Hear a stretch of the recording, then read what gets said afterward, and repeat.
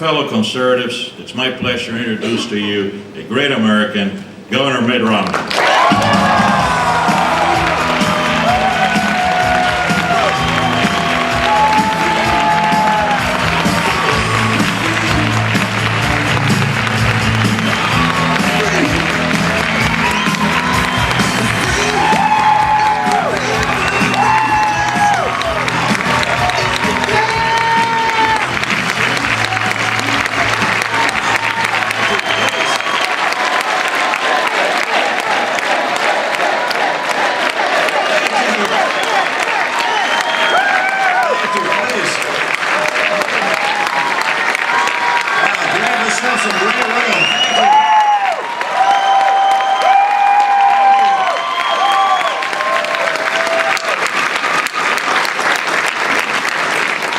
First, thanks to Al Cardenas for that very warm and generous introduction, and thanks to this extraordinary crowd at CPAC. We've got a great group here this year.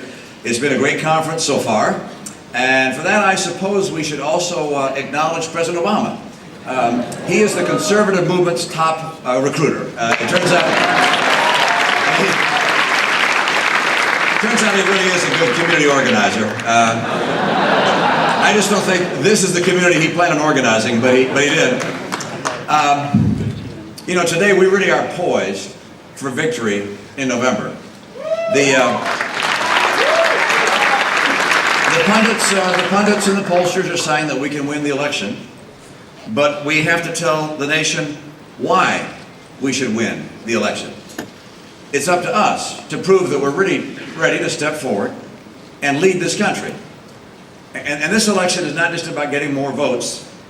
Defeating Barack Obama is only one step towards our ultimate goal of saving America. Of course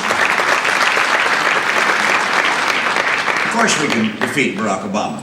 That's the easy part. Believe me, November 6th will be the easiest day our next president is going to face. This country we love is in jeopardy. And it's more than just economic statistics that we read that tell us that. It's the pain that so many of us feel in our hearts. For 3 years, we've suffered through the failures not only of a weak leader, but of a bankrupt ideology.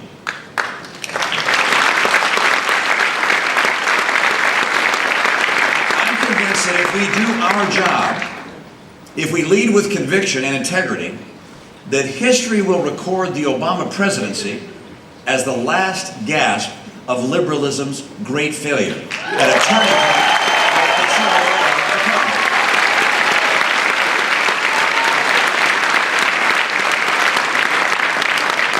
But it's not enough for us just to show how they failed.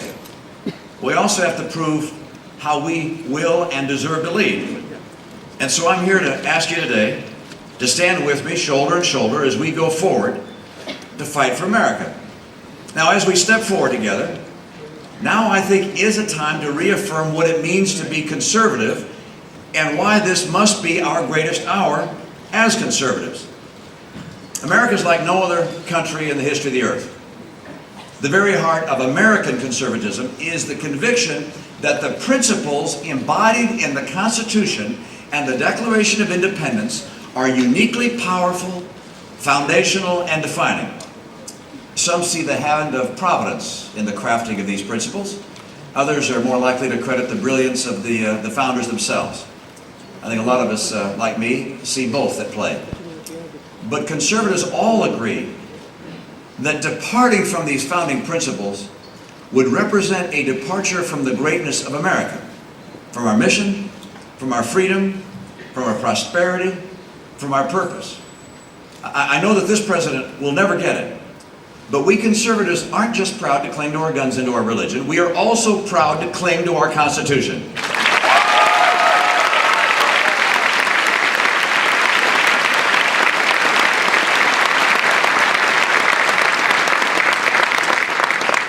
The wisdom of our founding documents is that they see the nation's prosperity not as a product of government, but as the product of individual citizens, each pursuing happiness. The key to the success of the American experiment is this: America doesn't just exist for the people, it has been made exceptional by the people.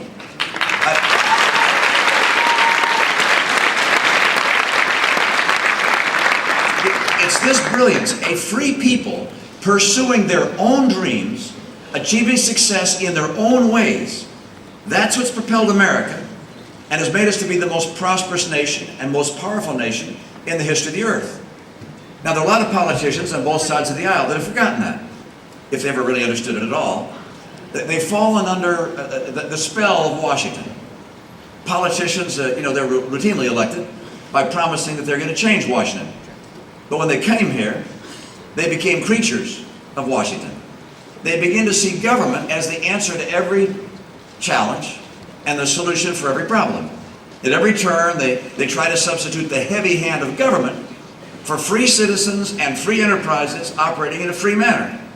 They think government knows better and can do better than a free people exercising their free will. And this president is the worst offender. Barack Obama is the poster child for the arrogance of government. And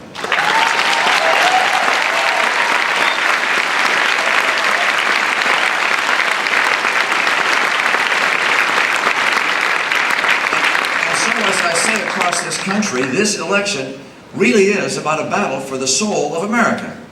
And it's going to come down to a choice. A choice between whether we want a nation to be of and by Washington, or a nation of and by a free people. And we conservatives believe in freedom and free people and free enterprises.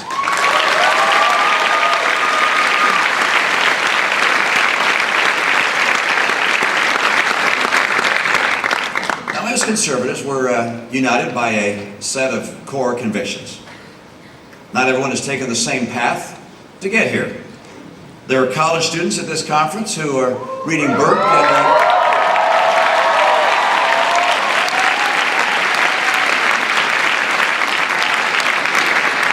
some of you got here by reading Burke and Hayek. When I was your age, you could have told me that they were infielders for the Detroit Tigers. Some of you work in think tanks, or you follow the writings of some of the prominent conservative writers currently and in the past. Some of you have probably worked in government, or you're labored on the front lines of conservative causes. I salute all of you in achieving your vision of conservatism. My path to conservatism came from my family, from my faith, and from my life's work. I was raised in a home that was shaped by and rooted in conservative values. My mother's father, my grandfather, came to America from England. As a teenager, he was alone in this new country, but he risked it all for the chance at religious liberty and for economic opportunity. You probably also heard about my dad and how proud I am of him. He was born to American parents who were living in Mexico. And then when he was 5, they moved back to the U.S. His dad was a contractor, but he went bust more than once. My dad grew up poor, never had the chance to finish his college degree. But he believed in a country where the circumstances of one's birth were not a barrier to life's achievement. And so with hard work, he became the head of a car company. And then he became governor of the great state of Michigan.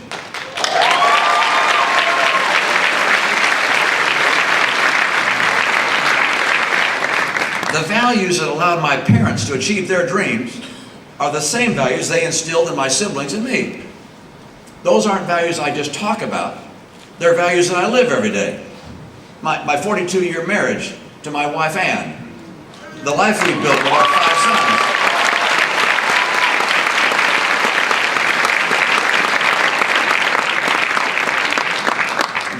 The faith that's part of our life. These conservative constants have shaped my life. And then there's business. In business, if you're not fiscally conservative, you're bankrupt.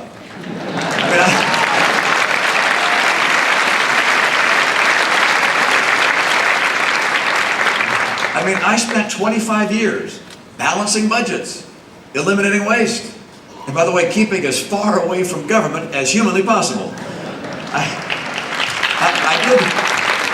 I did some of the very things conservatism is designed for. I started new businesses and turned around broken ones. And I'm not ashamed to say that I was successful in doing it.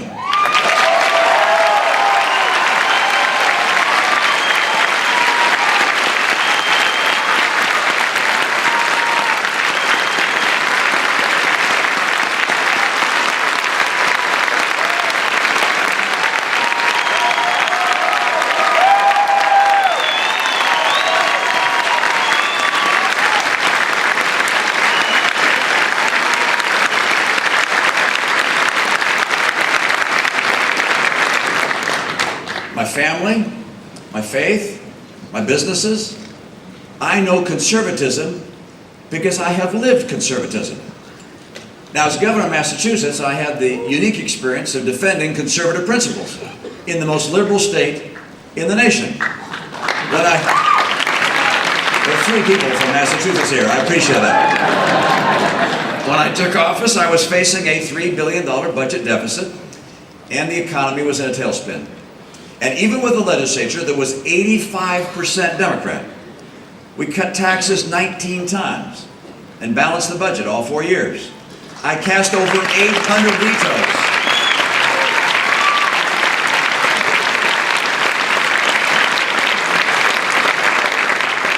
And I cut entire programs. I erased a $3 billion budget shortfall and left office by putting in place over $2 billion in a rainy day fund. And by the way, if there was a program or an agency or a department that needed cutting or elimination, we did it. In fact, one of the commentators in Boston, one of our TV commentators, once said that I didn't just go after the sacred cows. He said, Mitt Romney went after the whole herd. By the way, that skill, learned in the private sector and practiced for 4 years in Massachusetts, where, by the way, I served in government, but I didn't inhale. I'm still a business guy. That experience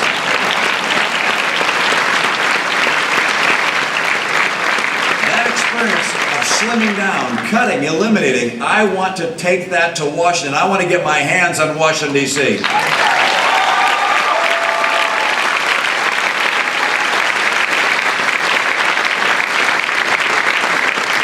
Now, you may recall as well that during my term in office, our conservative values also came under attack. Less than a year after I took office, the state's Supreme Court inexplicably found a right to same-sex marriage in the Constitution written by John Adams. I presume he'd be surprised. I fought to have a stay on that decision, then pushed for a marriage amendment to our Constitution. We lost by only 1 vote in the legislature. And I successfully prohibited out-of-state couples from coming to our state to get married and then going home. On my watch, we fought hard and prevented Massachusetts from becoming the Las Vegas of gay marriage.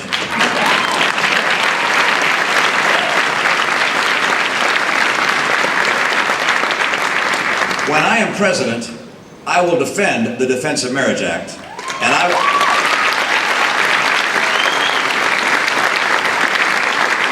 will fight for an amendment to our Constitution that defines marriage as a relationship between a man and a woman.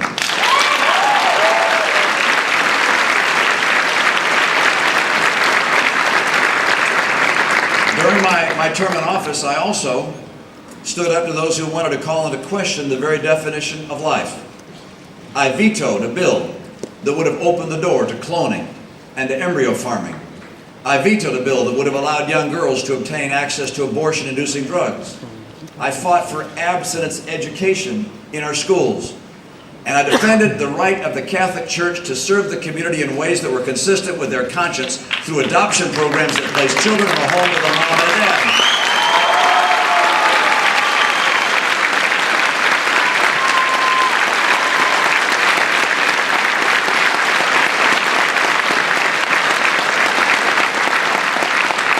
My state was a leading indicator of what liberals would be trying to do across the country and are trying to do right now.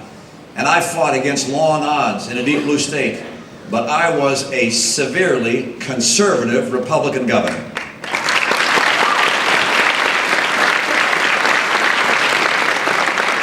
I understand that the battles we as conservatives must fight because I have been on the front lines and expect to be on those front lines again. Now here at CPAC, I know you guys understand that. This gathering's always welcomed me, and you've consistently supported me. Not because of my rhetoric, but because of my record and my experience in that deep blue state. Now over the course of this conference, several candidates have either already spoken or will be speaking, and they'll be seeking your support to lead our country and to help us out of these troubled times. What distinguishes us from one another is not our opposition to President Obama, or even our support of conservative convictions. What distinguishes us is the nature of our life's experience, our perspective. our judgment. This election will ultimately come down to two very different visions for America. But our more immediate choice will be between candidates of two very different backgrounds. I spent 25 years in business. Started at the bottom, went on to help create a great American success story. I led an Olympics out of the shadows of scandal and was part of helping turn around a state. This crime leadership. Of course, in each of these endeavors, I worked with a team of really skilled people. But I was, after all, the chief executive. And so success or failure was laid on my shoulders. And when tough decisions had to be made, I made them. Leadership as a chief executive isn't about getting a bill out of conference or giving a great speech. It's about setting clear goals, building a terrific team, overcoming constant adversity, and achieving results. It's about sharing credit when times are good and about taking responsibility when they're not.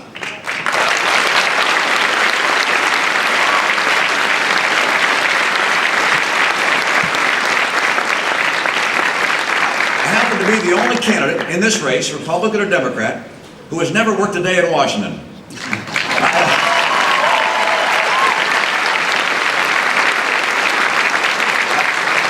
I don't have old scores to settle, or decades of cloakroom deals that I have to defend.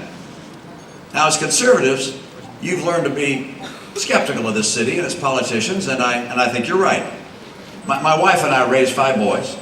And one of the lessons you learn as a parent is that when you hear an excuse that just doesn't make sense, it's because it just doesn't make sense. And let me tell you, any politician that tries to convince you that they hated Washington so much that they just couldn't leave, well, that's the same politician who'll try and sell you a bridge to nowhere.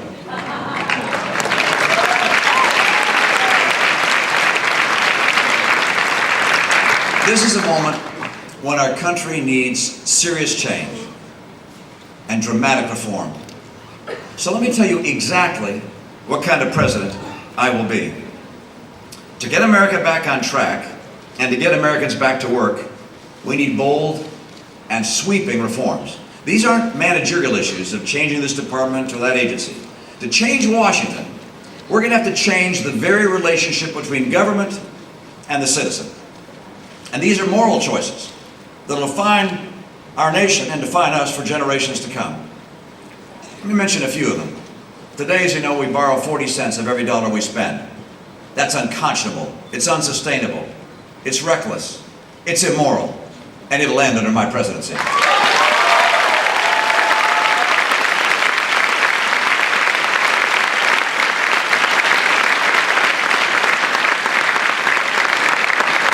I'll approach every spending decision, every budget item with these questions. Can we afford it? And if not, is it really worth borrowing money from China to pay for it? And on that basis, we're going to get rid of a lot of programs. And as president, I won't just slow the growth rate of government. I will actually cut the spending of government. And I won't just freeze government share as a percentage of the total economy. I will reduce government share as a percentage of the total economy.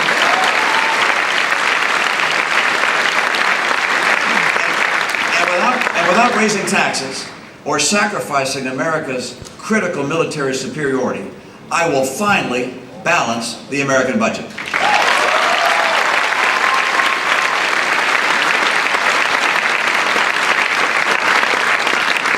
And as I'm sure you know, that will start with the easiest cut of all. I will eliminate Obamacare.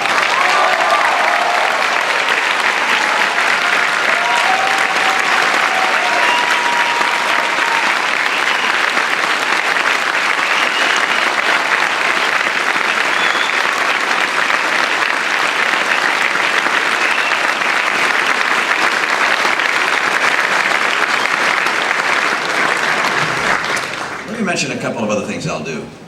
I'm going to dramatically reduce the size of the federal workforce. And for the first time ever, I'm going to tie the compensation and benefits of federal workers with workers in the private sector. The principle here is really simple. And that is, public servants should not get a better deal than the citizens that are paying for it.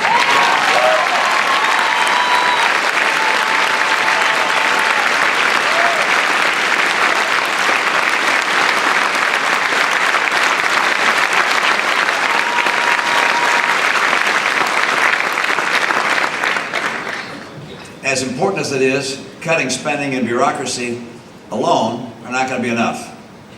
In their current form, we're going to have to recognize that Social Security and Medicare are unsustainable, not for the current group of retirees, but for coming generations. And we can't afford to avoid these entitlement challenges any longer. I'm the only candidate for president who has offered a sweeping, specific plan to save Medicare and to reform Social Security. There are those who say you can't talk straight to the American people on these issues and still win an election. I say we can. We must. And I will.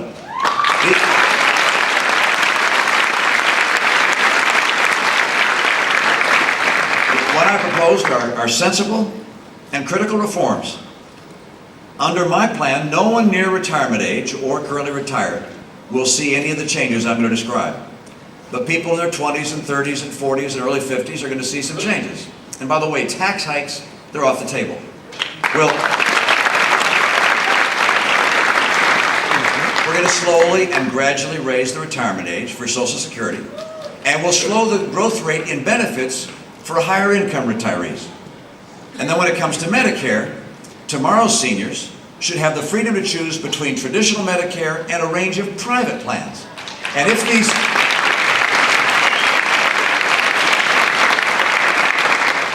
these future seniors choose a more expensive plan, then they will have to pay the additional cost.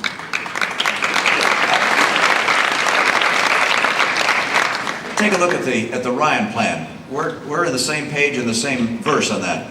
I know that this president and his liberal allies are going to attack me for where he's failed to lead. So be it. I'm going to stand and fight.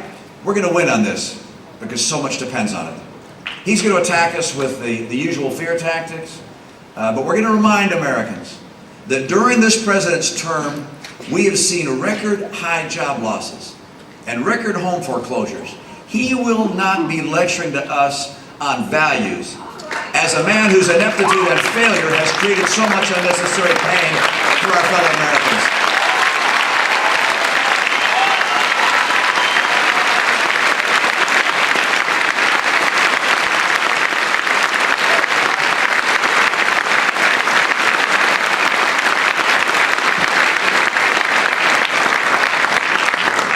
Ours will not be the easy course, but it will be the right course.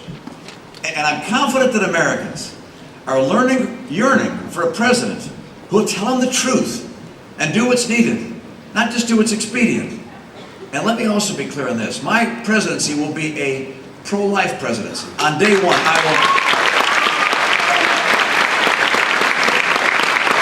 will reinstate the Mexico City policy. I will cut off funding for the United Nations Population Fund, which supports China's barbaric one-child policy.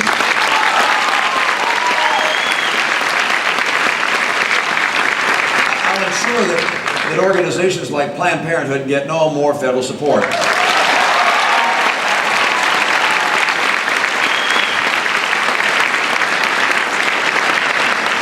And I will reverse every single Obama regulation that attacks our religious liberty and threatens innocent life in this country.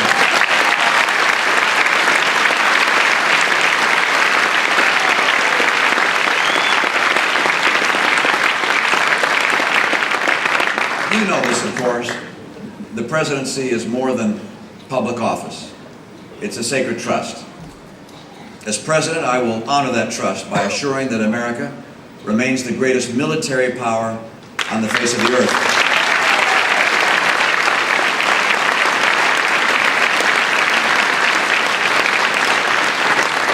I will not be cutting our military budget. This is very simple.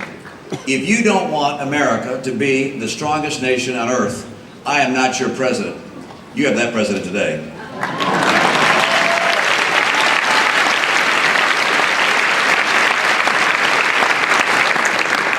This election is a defining moment for America and for the conservative movement.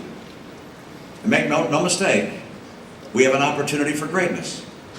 But with that opportunity comes defining responsibility as well. We can't use this election to refight past battles and reward our friends. I know that fundamental change this moment demands that we take fresh, bold, conservative leadership with real-world solutions based on real-world experience. I will come to Washington, and with your help and guidance and prayers, I will change Washington. And then I will leave Washington and go back home to my family and my community that I love.